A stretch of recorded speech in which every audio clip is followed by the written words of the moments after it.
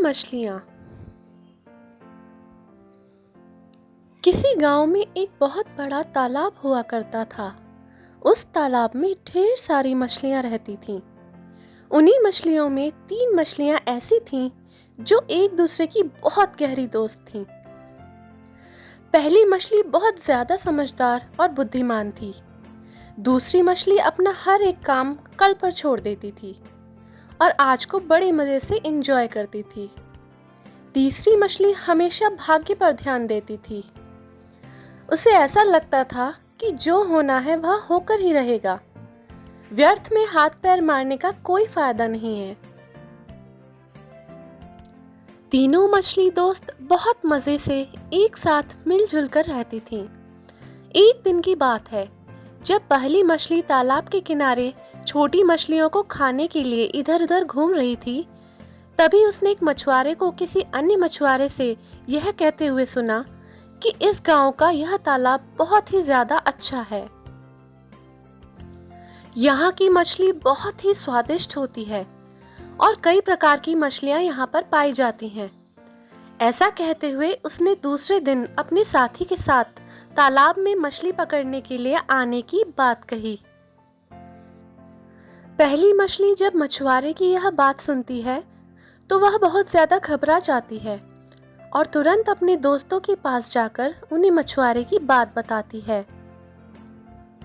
उसकी दूसरी मछली दोस्त, जो कि बहुत ज्यादा मौज मस्ती वाली और हर एक काम को कल पर टालने वाली थी, कहती है, आज तो मछुआरे आने वाले नहीं हैं।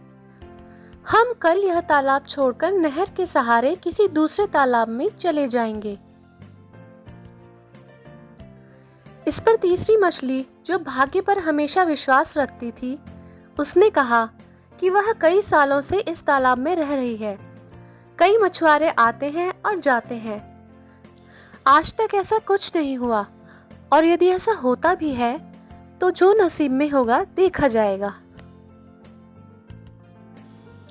पहली मछली दोनों की बात सुनकर बहुत ज्यादा घबरा जाती है और वह विचार करती है कि यदि वह उन दोनों की बातों में आकर उस तालाब में रुकी तो कल मछुआरे आकर अन्य मछलियों के साथ उसे भी पकड़कर ले जाएंगे।